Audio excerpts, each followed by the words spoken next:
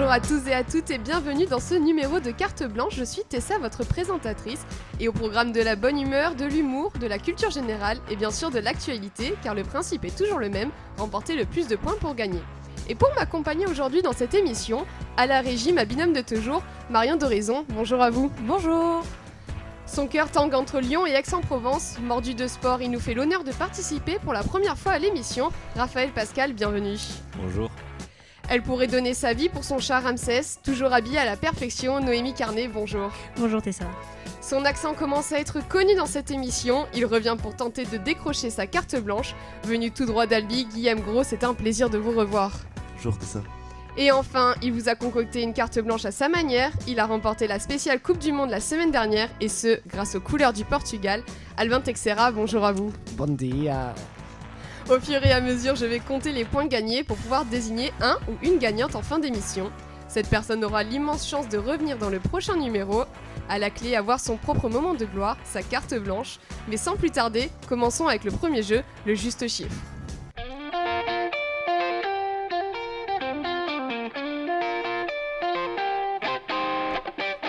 Pour celles et ceux qui ne connaîtraient pas le principe de ce jeu, c'est très simple. Un chroniqueur a choisi un chiffre sorti de son contexte, mais relié à l'actualité, un chiffre que ses adversaires vont devoir deviner. Pour cela, vous avez le droit de poser des questions, mais les réponses ne seront que oui ou non. Je vous en prie, Albin, le micro est à vous. Eh bien, avec grand plaisir. Le 78,51, voilà mon chiffre. Est-ce que c'est un pourcentage ? Absolument pas. Vous aurez peut-être pu rajouter Je précise que c'est des millions. Voilà, je pense que ça j'ai peut voulu être tricher, utile à nos chers j'avoue. chroniqueurs. Autour de la table. Est-ce que c'est un un prix nombre de personnes ? Non, ça peut être un prix. C'est un chiffre en tout cas. C'est le but du chiffre. Mais Jusque-là, tout va bien. Est-ce que c'est l'euro-million ? absolument pas. Alors, autour de la Est-ce que table. c'est le montant d'un transfert ? Pas d'un transfert, mais c'est le montant de quelque chose. Est-ce que c'est un objet, comme un bateau ? Non. Guillaume veut avoir son moment de gloire là. Je sens qu'il est prêt à tout. Est-ce que autour de Est-ce la que c'est table. pas la promesse de don du Téléthon ? Oui, il est Eh bon, bien, monsieur bien- Pascal. Bien joué à vous, Trop fort. Eh Raphaël. oui, c'est le nombre de promesses de dons du Téléthon 2022 qui a eu lieu ce week-end pendant les 30 heures de live sur France Télévisions. Une 36e édition avec des promesses de dons supérieures à l'an dernier et à la fin de l'émission où le compteur s'était arrêté à près de 74 millions d'euros l'année dernière. Mais le Téléthon qui avait cette année comme parrain l'humoriste Kev Adams n'est pas fini. Chaque année, les fonds récoltés par l'association sont supérieurs aux promesses de dons. Les Français sont donc plus généreux pour la recherche sur les maladies rares. Vous pouvez encore participer à cette édition jusqu'à demain, par téléphone au 36 37 ou internet téléthon.fr, ou à moi vous pouvez donner toute l'année sur le site internet de la FM Téléthon. J'ai pas été payé. Eh bien, merci à vous, Albin. Bien joué, Raphaël. On passe à la suite avec le Je suis, le qui est-ce.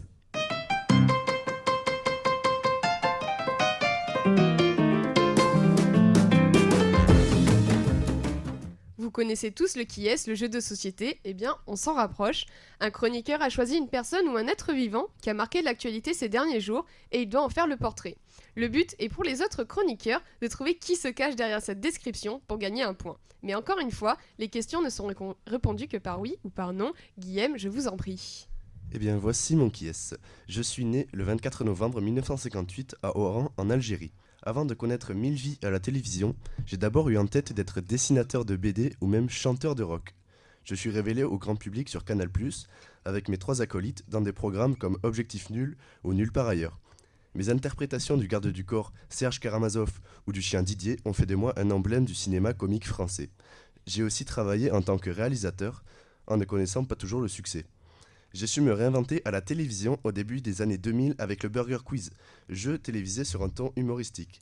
Ces derniers temps, je marque l'actualité en m'installant sur TF1 dans un late show à l'américaine.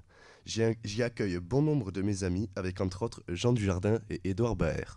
Je crois que Albin avait la réponse. Oui, Albin. Absolument. Alain Chabat. C'est exact. Eh bien, bien joué à vous, Albin. Merci, Guillaume.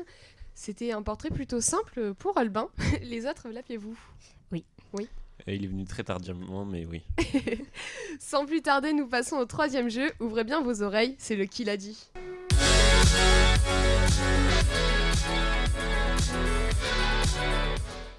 C'est notre nouveau jeu cette année, le Qui l'a dit. 2 chroniqueurs ont choisi chacun 2 citations qui ont marqué l'actu dernièrement sur les chaînes de télé ou à la radio. À vous, chers chroniqueurs, de retrouver la personne qui l'a dit et à quel moment. Eh bien, on commence avec vous, Raphaël, et votre premier son. Si on est là pour cette dernière vidéo, gros, c'est pas pour rien. Parce que je voulais parler aussi de la dernière sortie d'album. Parce que là, si cette vidéo elle est sortie, ça veut dire que le dernier album il est sorti, gros. Mais comme tu peux voir, j'ai encore fait une petite filouterie, gros. Nous, on a fait un truc d'ouf, gros. Parce que sur mon album, il y a 16 titres. Et ben en ce moment, il y en a 68. Et tu sais pourquoi? Parce que j'ai tout coupé en morceaux de 30 secondes, mon pote. Je crois que Albin avait la réponse. Pas facile. Je pense que c'est Lorenzo, le rappeur. Et oui, bien vu, c'est Lorenzo, le rappeur français, a trouvé un nouveau moyen de faire parler de lui. Pour la sortie de son dernier album le 2 décembre, il a voulu marquer les esprits en trouvant une façon originale de se retirer. Il a donc décidé de découper ses morceaux en parties de 31 secondes. Les 16 titres originels se sont donc transformés en 68 sons. Une musique complète lui vaudra donc 5 streams au lieu d'un seul. Sa sortie du monde musical s'annonce aussi fracassante que son entrée en 2016 à l'occasion de sa première mixtape, L'Empereur du Sale. Eh bien, merci à vous, Raphaël. On continue tout de suite avec votre deuxième son. La station d'essence, c'est le seul endroit où on tient le pistolet et où on se fait braquer. Pas vrai ça? Tout le monde le vit aujourd'hui. À tel point qu'un plein d'essence pour une voiture qui a 50 litres, c'est presque 10% d'un SMIC. Albin, je vois que vous avez encore la réponse. C'est pas vrai ça? Bien sûr, c'est Fabien Roussel. Et oui, bien vu, c'est l'ancien candidat à la présidentielle Fabien Roussel qui a prononcé ces mots. Le député communiste avait lancé cette phrase sur TF1 le 14 mars dernier, séduisant le jury présidé par le journaliste Olivier Delagarde. Grâce à cette phrase, il s'est vu décerner ce mardi le prix Presse Club Humour et Politique 2022. Nicolas Sarkozy, lui aussi, a reçu le prix du jury avec sa déclaration dans Le Point sur Valérie Pécresse, alors candidate à la présidentielle. Ce n'est pas parce que tu achètes de la peinture, une toile et des pinceaux que tu deviens Picasso. Eh bien, merci à vous, Raphaël. Bien joué à vous, Albin. On continue tout de suite avec vous, Noémie, et votre premier son. Me dis pas que t'as fait les scouts. Je mangerai des scouts au petit déjeuner. D'ailleurs, mon oncle a fait de la prison pour ça. Alors, autour de la table, Est-ce peut-être... que c'est tiré d'un film? D'une série. La famille Adams. Eh bien, dis donc, Albin, vous êtes chaud aujourd'hui? Oui, Ou absolument. Vous voulez déjà revenir la semaine prochaine, Absolument. en fait. Je vous en prie, Noémie. Ben oui, vous l'avez deviné, Albin, il s'agit de Mercredi Adams, l'héroïne principale de la série Netflix qui porte son nom. C'est la toute première série du célèbre réalisateur Tim Burton qui reste fidèle à lui-même et à son univers glauque et farfelu pour le plus grand plaisir de ses adeptes. Teasé depuis septembre, les spectateurs ont dû attendre le 23 novembre pour pouvoir visionner le show, mais l'attente en valait la peine. La jeune actrice Jenna Ortega, dans le rôle de Mercredi, n'a pas laissé indifférent et certaines scènes dont sa danse désarticulée sont déjà cultes et font le buzz sur les réseaux sociaux. Seulement 2 semaines après sa sortie, la série se place déjà dans le top 10 des séries les plus populaires de tous les temps, éclipsant malgré elle la sortie d'autres gros succès de la plateforme comme Elite ou The Crown, sortis à quelques semaines d'intervalle. L'occasion donc pour les plus âgés de retrouver leur famille de marginaux préférés et pour les plus jeunes de les découvrir et de suivre les aventures rocambolesques de la fille Adams. Eh bien, merci Noémie. On continue tout de suite avec votre deuxième son. You can't say out loud that this person ever did anything good, and I'm done with that. I'm done with the classifications. Every human being has something of value that they brought to the table, especially Hitler. Alors? C'est Kanye West. Oui, bien joué, Raphaël. C'est en effet Kanye West, ou Ye de son nouveau nom. Bien que maintenant ce soit la routine, l'artiste américain est encore au cœur d'une polémique, mais il se pourrait que cette fois ce soit réellement la faute de trop pour le rappeur.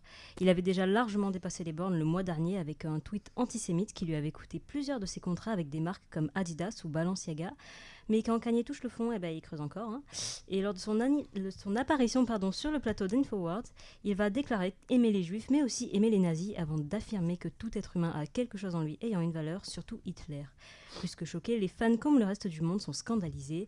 Le compte Twitter de Ye a finalement été suspendu par Elon Musk et ses musiques ont déjà été boycottées par de nombreuses personnes, et même d'autres célébrités. Est-ce vraiment la fin de la légende Kanye West? Il semblerait que oui, et qu'il soit allé trop loin pour faire marche arrière. Eh bien, merci à vous, Noémie. Après ces remarquables paroles, il est l'heure de passer au tour de l'actu. Le moment pour vous, chers chroniqueurs, de marquer un maximum de points.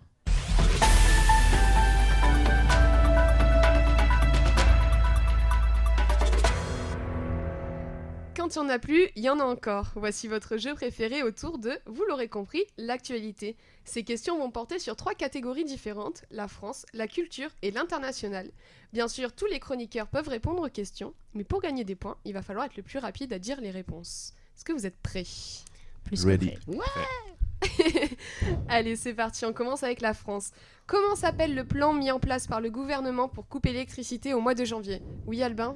Le plan de sobriété énergétique. Ah non, Non. le plan, waouh. Non, Délestage programmé. c'est exact. Le plan de délestage, on rappelle que certains secteurs ne seront pas concernés comme les hôpitaux et que les coupures seront prévues la veille pour le lendemain. Qui a déclaré ça au micro de France 3 dimanche 4 décembre? Une compétition avec celui qui est arrivé en second. Et puis après, je souhaite rassembler naturellement, et notamment ceux qui ont fait une belle campagne autour d'Aurélien Pradier. Je vois que vous aviez la réponse, Guillaume. Ah, je l'avais, mais en fait, c'est pas ça. Noémie? Éric Ciotti? Oui, c'est exact.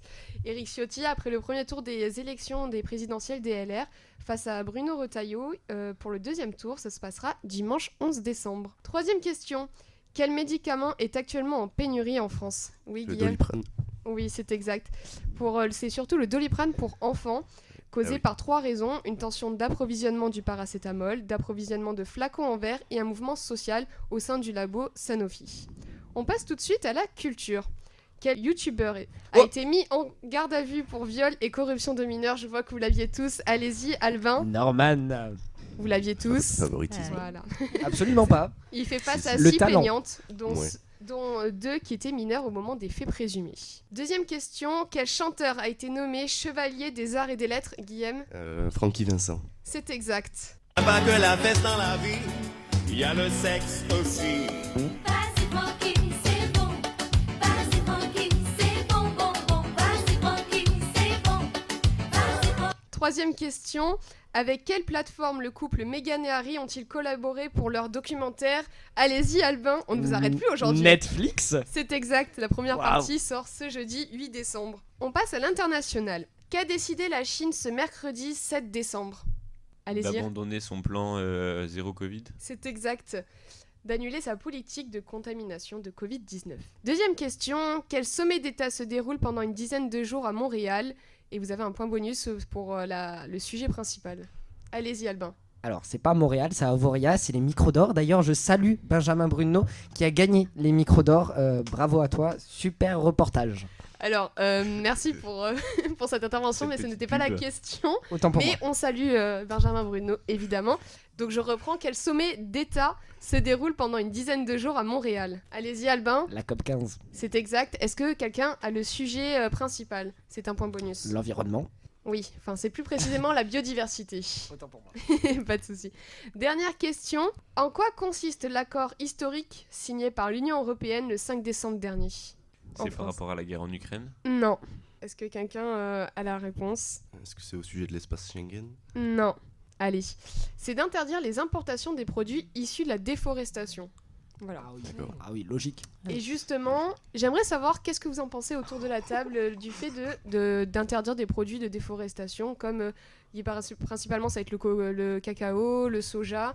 Allez-y, En cette Raphaël. période où l'environnement est très important et où les politiques mettent l'accent sur ce domaine, je trouve que c'est bien qu'il y ait des réelles actions qui soient menées par des aussi grandes institutions que l'Union européenne. Noémie, oui. Je pense que dans le fond, c'est une très bonne initiative, mais que ça va être plus compliqué à réaliser dans la forme. Guillaume. Moi, je pense qu'il y a quand même des objets qui sont nécessaires issus de la déforestation. Pardon, je parle du papier, par exemple. On doit en importer, on est obligé. Voilà, quoi. Et après, le cacao et tout ça, je comprends qu'on puisse s'en passer. Ouais. Allez-y, Albin. Je vous rejoins pas là-dessus du tout. Moi, je pourrais jamais me passer de Nutella ou de Nesquik. Donc, c'est une bonne chose pour l'environnement, mais pour moi personnellement, ça bloque. Mais voilà, on verra. Eh bien, c'était un tour de l'actu tout en couleur. On continue sans plus tarder avec notre carte blanche de la semaine, présentée par vous, Albin.